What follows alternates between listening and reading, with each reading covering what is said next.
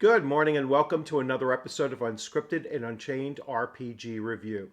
I am Game Master Bloodworth, and as you can see by the graphics, today's video is going to be focused on Chapter 2. It's a first look of Chapter 2, the core mechanics of Marvel Multiverse role-playing game. Now, a little bit of change from the last video where I was introducing this game system to you. When I got to this chapter, because I was utilizing the PDF from the playtest. That's the only place where you can get a PDF for this game. Marvel has not provided a PDF version of the game that you can purchase.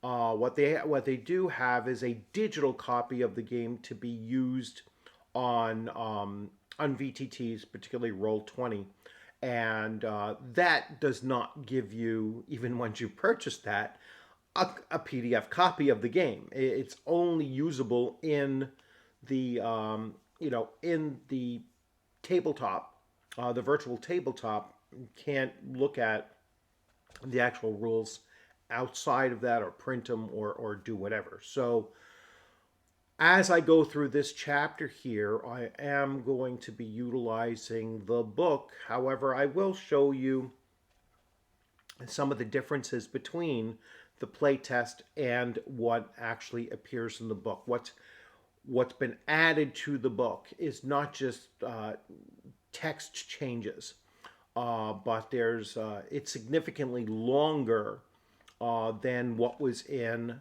the playtest. So it seems that they have removed some items. They've certainly added other core mechanics to the system as well. So without further ado, let's take a look really quickly at the this is the playtest. I've blown up really large because you have me on one half of the screen and this is on the other. So I'm hoping that you'll still be able to see it. Now, this goes from, as you can see, from page 9, and I'm just going to show you. I'm just going to show you how far this section actually goes. So page 9 through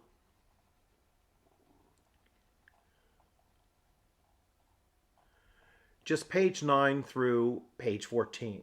All right, so roughly 5 pages. And I'm going to switch view. So roughly 5 pages that it goes through.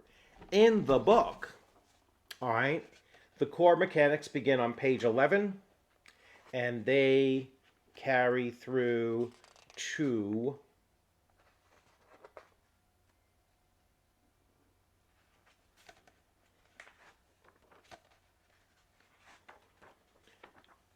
page 15, right? So, but the rules that are actually in there, and the depiction of the rules, all right. So the visuals going over the rules are actually much more concise and direct. So I'm not going to rely on the rules mechanics that you have on the PDF here, but I'm going to be reading directly from the book and going over some of these, and I will show you the rules mechanics.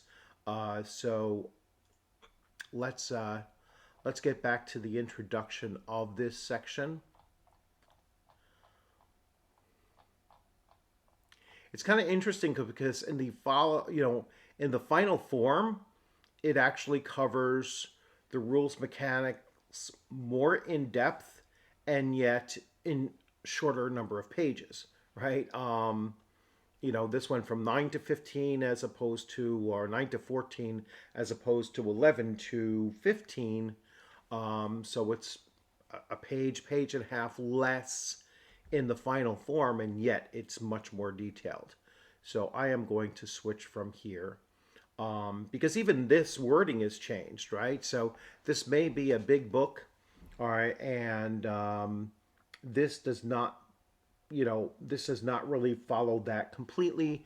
And then even the action check, the terms and the wording has been changed. So I'm going to go with what is in the full book here. So I apologize that I'm not able to show it to you other than to do this. I mean, it's phenomenal artwork, all right, and really great layout. I really enjoy the layout. So I will start going over this, and then I will show it off to you as I bring it up here, so you can kind of see what I'm talking about. So the action check. So I'm jumping right to, I'm not talking about the book itself. So the action check. While playing the Marvel Multiverse role playing game, and I'm just going to call this the Marvel role playing game, going forward, a little bit easier to spit that out. Um, the players have their characters try to do all sorts of things. Some are amazing, while others are more mundane. Many of these mundane things are sure to succeed. As far as the game is concerned, they just happen automatically. For instance, if Spider-Man's player wants Peter Parker to walk to a bodega to pick up some groceries, then he just does it. The narrator doesn't bother rolling any dice or checking any details on the character sheet. They simply describe what Parker sees, hears, smells, feels, and so on when he walks through their neighborhood and enters the bodega. Most of the time, there's no real challenge to this, so there's no need to consult the rules or to roll any dice. The narrator and the other players just describe their parts of the story with words. It happens narratively. However, sometimes heroes want to try to do things for which the outcome isn't always certain. Often there's an element of risk involved. Later, for example, when Spider Man is swinging through Manhattan on his way to work, does he hear the alarm going off at a nearby bank? His player might need to roll some dice to figure that out. And what happens if Spider Man spots the vulture flying away from the bank with the alarm going off and tries to punch the supervillain? Does he hit the vulture? Anytime the circumstances make it challenging for a character to complete an action, the narrator calls for an action check to figure out what happens. This helps keep things fair because no one gets to decide exactly what happens. Instead, the dice let you know and you continue on from there. And this is pretty much uniform in all game systems that utilize dice, right? The dice is the deciding factor. You as a game master should not require rolls for mundane things. The players should not expect to roll for mundane things. The players are going to narratively describe what their character is doing. And then the game master is just going to feed them information that the character becomes aware of. So essentially the senses, what do they see? What does the character feel as far as, room temperatures or things like that? What do they hear? What do they smell?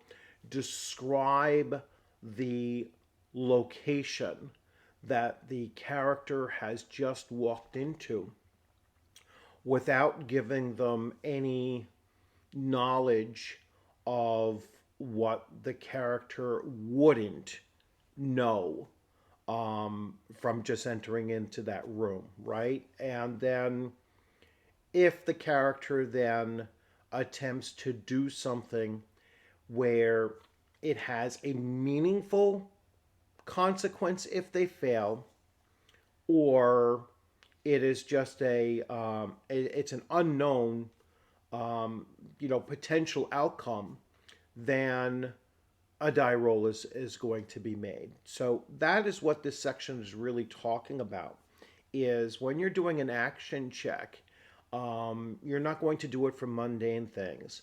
Um, Most people are going to be expected that they can tie their shoelaces without having to make a dexterity check. All right, and so forth. So mundane things, you just let them happen. All right, as expected.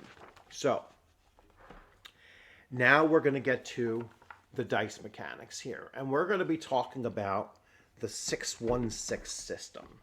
All right, so the 616 system, there are specialty dice, but you don't need them, right? Here is a set of dice, I should say, that I have here ready to utilize for, just talking about the system as I go through it, and I'll be making some sample rolls. One thing, just as a side note, I noticed that I picked up some bicycle dice. All right, so bicycle is probably like the oldest dice manufacturer, and comparing these to gaming dice, I mean, you really feel like you are rolling bones with these things. I mean, these have some heft to them. It's just a side note. It was just something I realized. I was like, holy crap. I mean, these are really nice dice. And they just have a heft to them.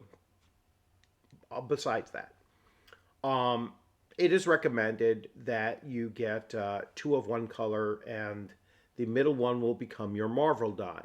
And the key to the 616 is that one of the die, the mid die, that you're rolling, a 1 counts as a critical success as well as a 6. All right, and then obviously a 6 is just a 6. All right, and then all the other numbers are just their numbers. So you actually have two opportunities of rolling a 6 on this particular D6, and that includes when you're rolling for your attribute scores, right? So it changes the range of the attribute scores. It is still 3 to 18, but it's a little bit easier to get higher numbers when 2 pips on the red die count as 6s. When you're doing actions or skills or whatnot, that 1 becomes a critical. All right, and it changes the narration of what you were attempting to do. So let me start reading. Rolling D616. I got to get used to that. Sorry about that. So when you're asked to roll D616, roll 3 6-sided die and add up their numbers. All right, so I am going to roll my 3, and I rolled just pair them up here and try to show them just so you can see. So I rolled a 4, a red 4, and a 2. So this is obviously going to become a 10. Note that when we list the results for 616, we always list the Marvel die as the middle die. Think of it as a number of 1 in the 616. There is one special exception when adding up the die. If the Marvel die comes up with a Marvel logo, which is a 1 in this case if you're not using specialty dice, that's a fantastic result. Count the Marvel die as a 6 instead of a 1, and then add up the numbers like usual. When we list an action check and has a fantastic roll as its result, we use the M to represent the middle Marvel die. You roll a 3, M, and 6, so you have a 15. So here I rolled a 4 on the middle die and a 2, and that's going to come up as a 10. Okay, Appliability Score. Add the character's ability score for the ability they're using to try to pull off the attempted action, like using their melee ability to punch. An ability score helps define what a character is good at. They can range from -3 to +9 or more. So the numbers can make a huge difference. You'll learn more about ability scores in Chapter 3. So I will be going over Chapter 3 as well. Um, Compare the total to the target number. Every action check has a target number, or TN. This is the number that you're trying to meet or beat with the 616 roll. The rules describe the TN for the number of different action checks. If a particular kind of action check isn't covered by the rules, it is up to the narrator to determine the target number using their judgment. If the result of the action check 616 roll meets or beats the target number, then the action succeeds. If it is less than the target number, the action fails. Example. So a shield agent has been cornered by 3 AIM scientists, and the agent decides to fight their way past them. The player declares that the agent wants to punch one of the scientists. The narrator announces the target number for this action check is a 10. The agent's player makes the 616 roll. The result is 2, 4 on the middle die, the Marvel die, and 3. That's a total up of 9, which would fail. The attack would miss. However, the agent gets to add the appropriate ability score for their character's profile, which in this case is a +1. That brings the total up to 10, and it's a success. All right? The action check format. Throughout this book and others in the Marvel role-playing game line, we try to stick to consistent formats to make things easier to understand. If an action check has a static target number, TN, it uses the format ability versus TN. Example, to break out of Spider-Man's webbing, make a melee versus TN 20 action check. If the action is an attack against another character, as often happens in combat, the format is make an ability versus ability check. Otherwise, these are the same ability matchups against each other. Target numbers. So setting target numbers, and they give you some guidelines here, right? So if the player character's rank, and I'll get into more detail with that, but there's rankings of the player character, all right, or of the NPC in the game. And rank 1 is the lowest, and rank 6 is the highest, right? So your most powerful superhero or supervillains are going to be rank 6. And so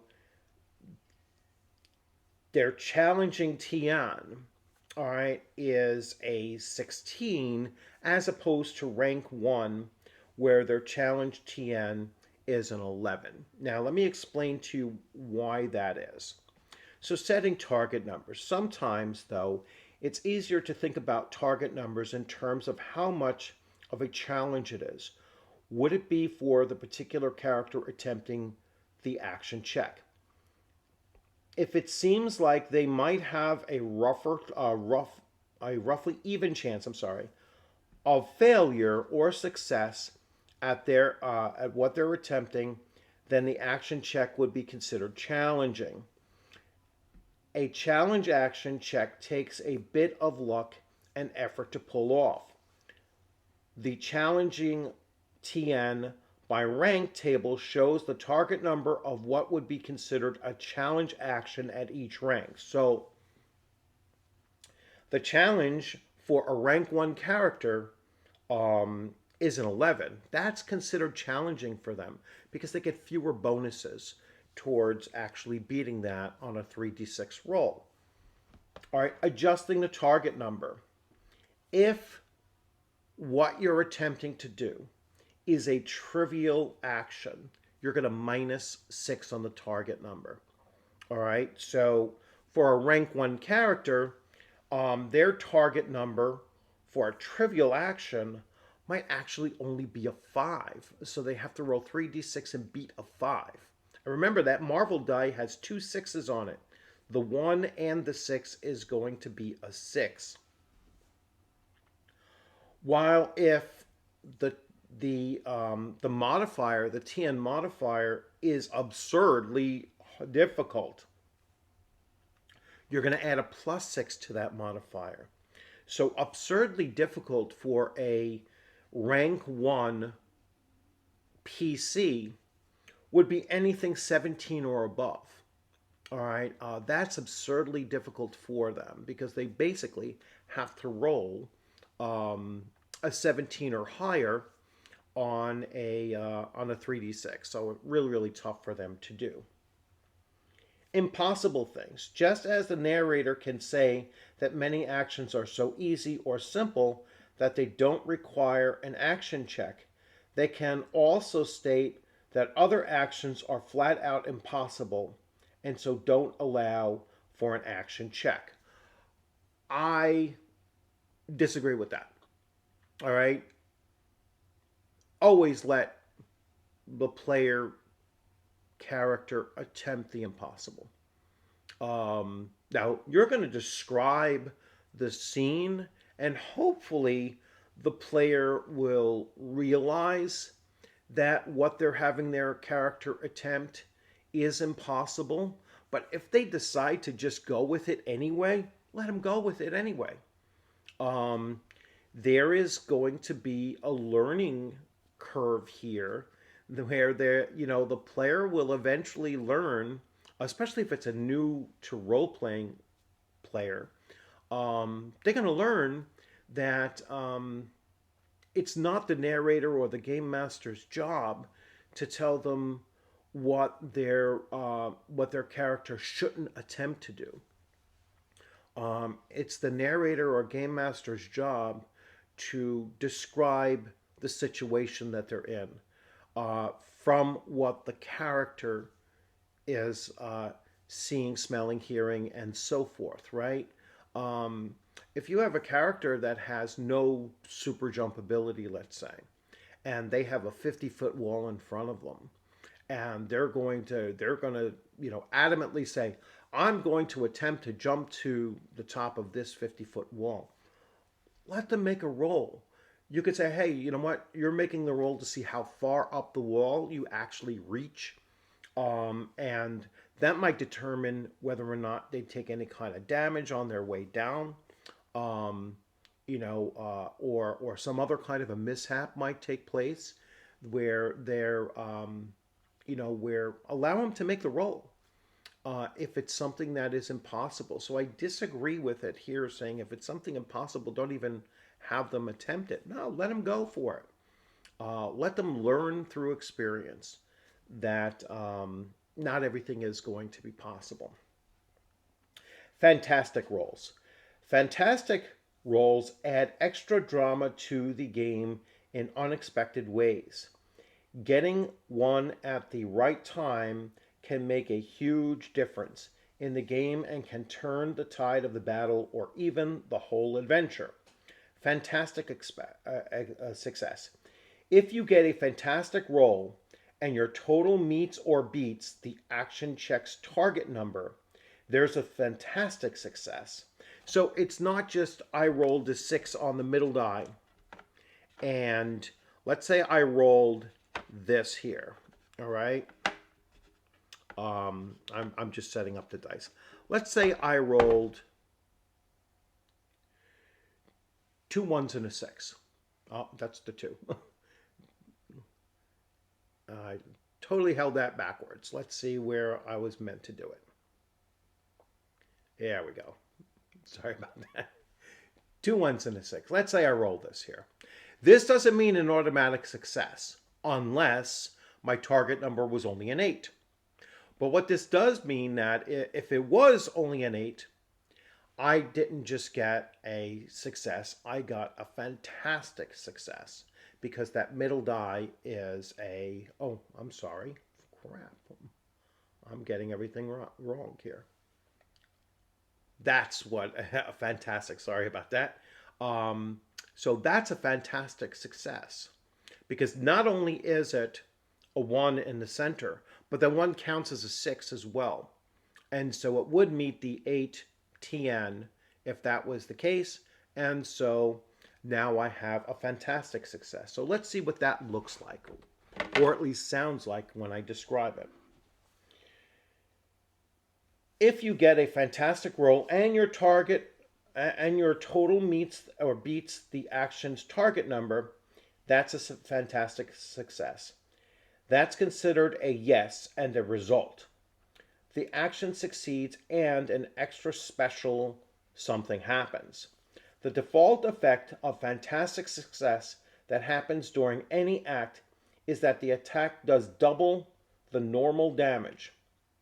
However, if you're using a power at the time, you can often find a specific special result in the power's description to use instead. If nothing is listed under the power or the action check isn't part of an attack, the controlling player can suggest an effect, subject to the narrator's approval. If the player isn't able to get up with something on the spot, come up with something on the spot, we suggest the character gains an edge on their next action. More on how that works, in a few moments, right? So let's go to our jumping up the 50-foot wall. And it's an impossible task, let's say. But let's say the character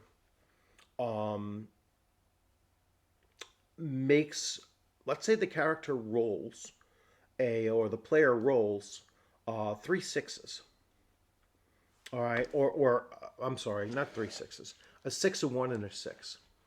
All right, so they have they rolled an 18, basically, and it's a fantastic success. And let's say that impossible thing was a 19, their target number, and let's say they had a +1 or something. So that near impossible roll, they actually managed to do it. All right, that would allow them to perhaps get halfway up that 50-foot wall before they can grab a ledge. And now they'll be able to go up with advantage the next portion of it. You're kind of giving them an edge. All right, on top of getting halfway up, you're giving them an edge to go even beyond that. So that's one way that you can do it. And even in those impossible circumstances, you're kind of allowing the fantastic to happen. So, fantastic failure. Believe it or not, it is possible to get a fantastic roll and still fail the action. It's not easy to do, but it can happen. This is a no but result. The action fails, but something special still happens. If you get a fantastic roll and your result is less than the action check's target number, that's a fantastic failure. Unlike with a fantastic success, there is no set standards for how to handle a fantastic failure. Instead, the extra effect is left entirely up to the player. They get to suggest an idea for what the special something on the spot. If the narrator approves, that happens. Our shield agent feels like they are on a roll and try to punch the third aim scientist. This time, the target rolls a 1, M1, continuing the M as a 6, counting the M as a 6, the total up to 8. With the agent's ability score of +1, that gives them a 9, which is less than a 10. It's a miss, a whiff. However, because the action result includes a fantastic result, something good still happens. The player decides that the shield agent's massive miss causes them to stumble through an open door, which shuts behind them, placing them out of danger for now. The narrator likes how this plays out into the plans for the rest of the adventure and approves. Right? So that is a case when your character still failed, but the fantastic aspect is still played through and narrated. The ultimate fantastic roll. All right, so that's a 6, a 1, and a 6. All right, or a 6 Marvel 6. Really lucky players might wind up with the ultimate fantastic roll. 616 roll of 6M6. This equals the result of 18, plus it's a fantastic success. When a player makes such a rare roll, their character automatically succeeds at whatever they're attempting to do, no matter what the target number for the action check might be. They can also ignore any trouble, which is the opposite of an edge affecting the character. Note that you cannot make an action check for something the narrator declares impossible. Not even an ultimate fantastic success would make the impossible happen. Again, within reason, I would really try to eliminate what is truly impossible. The 50-foot wall thing, you can narratively explain how they do it. Like I said, an edge they catch or something else. So I'd be playing a superheroes game. You're playing with the fantastic.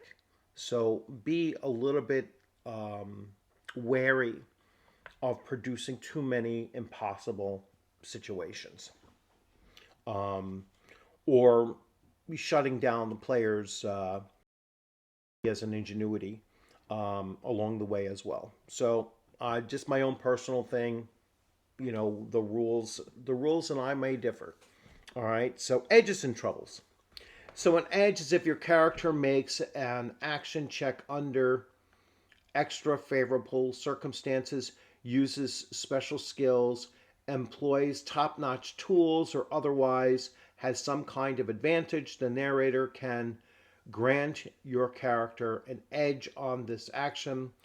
When that happens, you can re-roll a single die of your 616 roll for that action check and use the better of the two numbers. Okay, so basically you get to re-roll. All right, so let's say I'm gonna just do a quick whirl here, and look at that. I rolled, and let's see if I can present them to you. So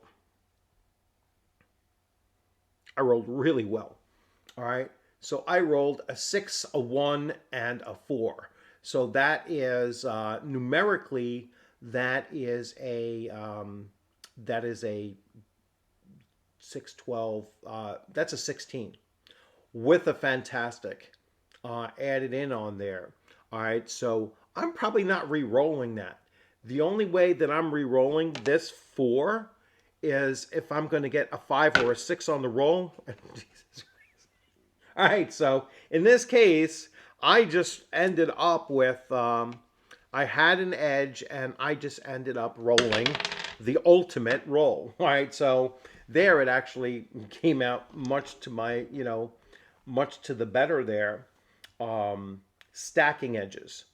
So that's if I had an edge and I just rolled a 16 and ended up getting an 18, the most fantastic roll or the ultimate fantastic roll that you can get. Hey, this is all being done in real time. Talk about unscripted, right? So here we go. Stacking edges. Sometimes a character may have an edge from several circumstances that can stack together, giving you double edge or triple edge and so on. The narrator determines if various sources of edge can stack and add up to help you or not. For instance, if the character trying to sneak up from on someone is both invisible and moving through a noisy nightclub, the narrator could rule that they have two edges, one for people not being able to see them, and another for the people not being able to hear them. On the other hand, if the character is invisible and the lights are out, there's no extra benefit to being invisible in the dark. The situation would give the character only one edge instead of two. When you have edges stacked from two or more sources, you can re-roll the same die repeatedly or re-roll different dice, choosing as you go. You don't have to use an edge. It's always your choice. If you're happy with your roll as it is, you can leave it alone. That said, it never hurts you to use an edge, as you always get to use the better result, as I did there, right? My initial thought when I rolled the 16 was I'd probably just keep this roll because I had the Marvel die come up with a fantastic outcome, and the other two, but I was like, let me just roll it because it can only get better. All right, and I happened to roll it better, so that's probably a very, very rare circumstance that kind of a thing is going to happen. But as they say, it can't hurt to try. So, trouble. The opposite of having an edge is having trouble. A character may have trouble on an action check if they attempt the action under bad circumstances. Basically, what you're going to do is you're going to re-roll the die. All right, and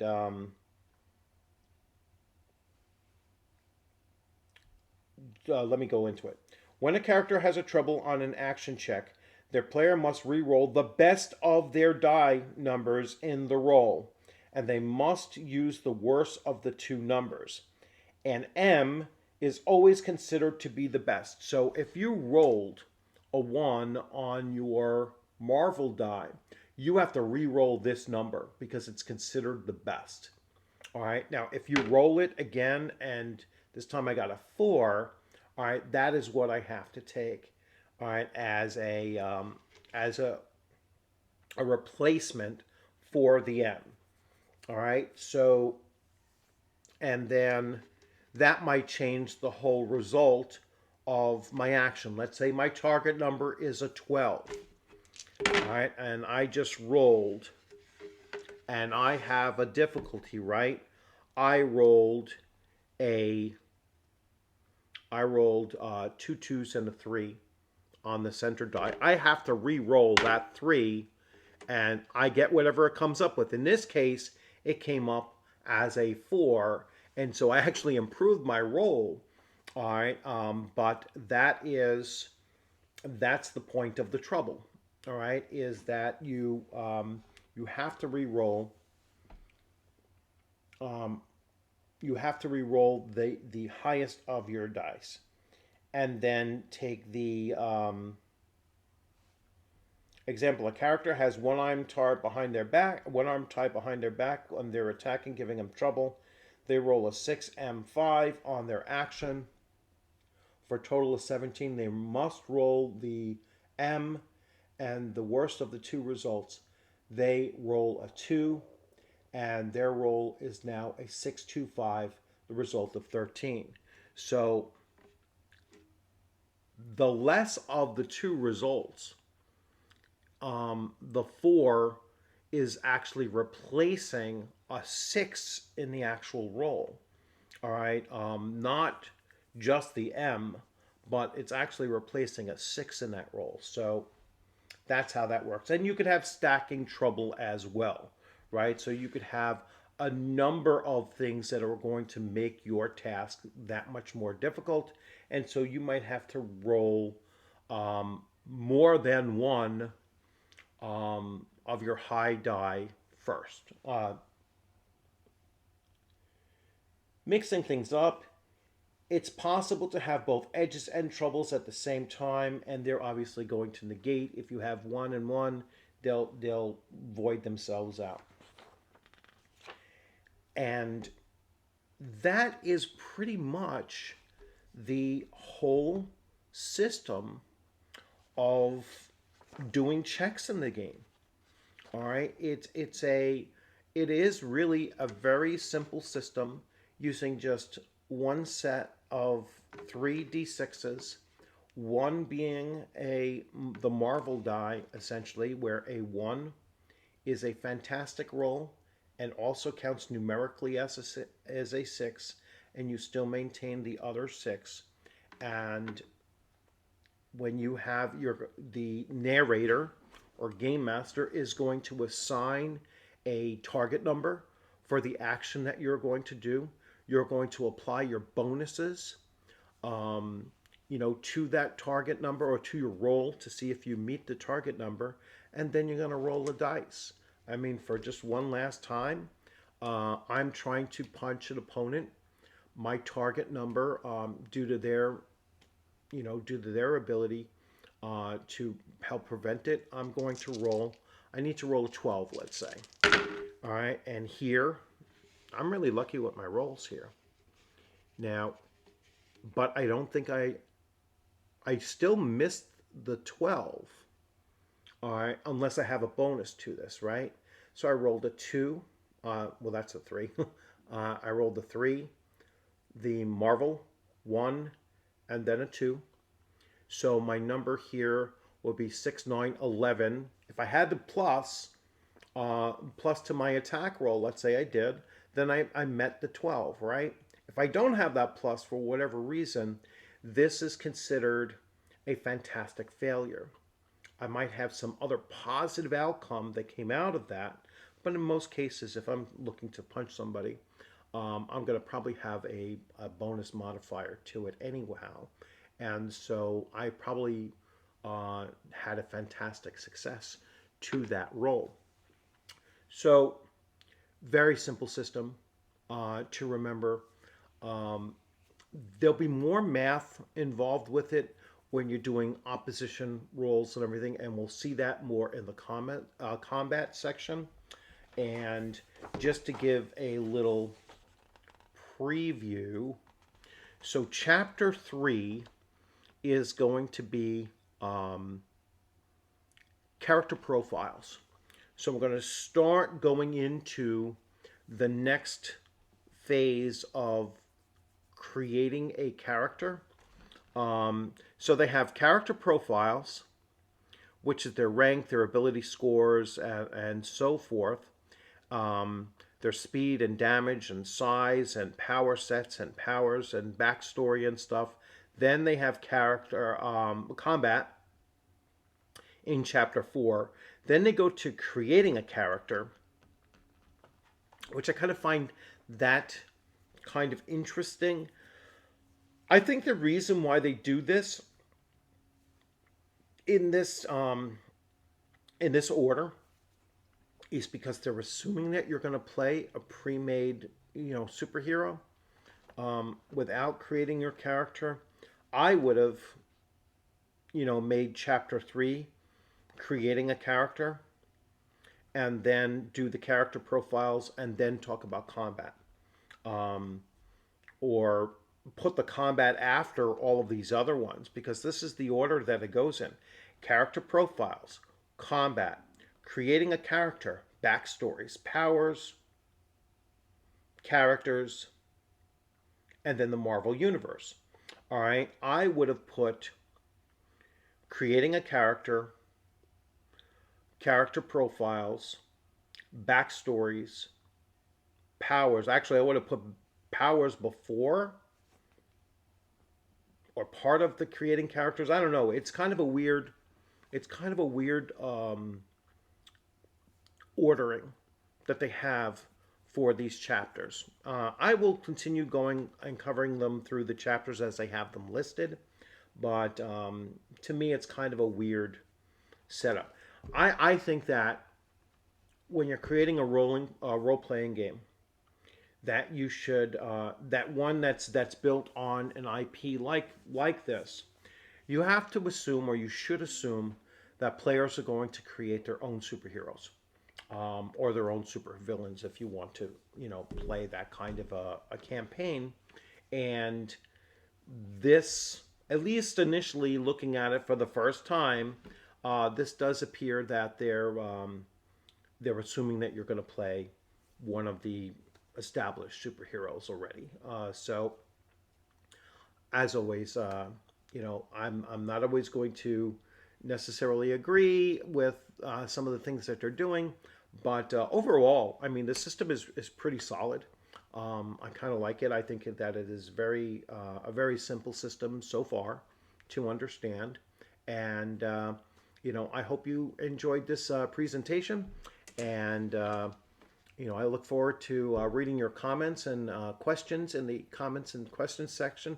If you like this video, please give it a thumbs up. If you haven't subscribed, many of my viewers are actually still unsubscribed, and when I say many, like a majority are unsubscribed. I believe it's something close to like a 60-40 split or something like that. So if you're one of the 60% and you haven't subscribed yet, please consider subscribing, and like to keep on boosting the algorithm for the channel.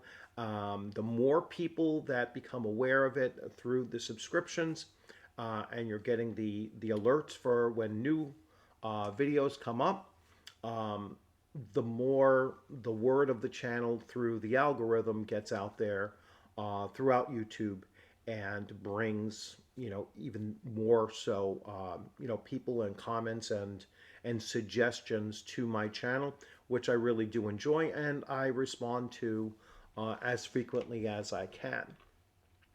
Some other changes that you'll notice on my videos is that come November 1st, I believe, YouTube is changing their monetization and the way that you can control advertising during videos. Now, I have always taken out the unskippable. All right, that kind of forces you to watch advertisements, and I've tended to take out the mid-roll for short form videos, right? So videos that are roughly like 10 to 15 minutes long. I try to remove the mid portion of the advertising. We on November 1st, as content creators, are going to lose that ability, and what YouTube says is that they're going to tailor the type of advertising mode that comes to you as an individual viewer.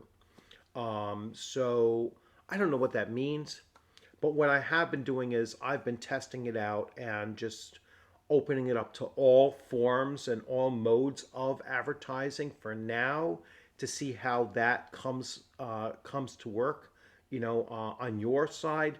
So if you notice anything new as far as when advertisements are kicking in and on any particular video, please feel free to jump in there in the comments section and let me know. I know I've had some people say, "Oh, there's an interruption, every 3 minutes," and I've never seen that. And I've looked through and I've rewatched my videos to see if that's coming into play. I think that you have some control over how often those breaks come into play.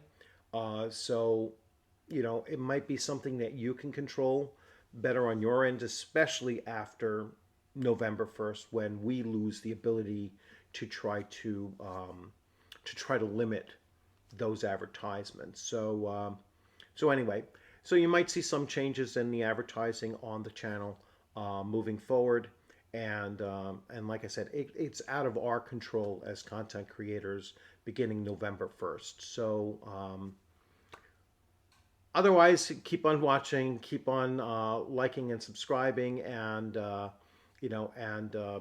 sharing the videos. I've noticed that the sharing has actually gone up, so I really appreciate that as well. And as always, I look forward to seeing you on a gaming screen or at a convention sometime soon. You all take care. Have a great day.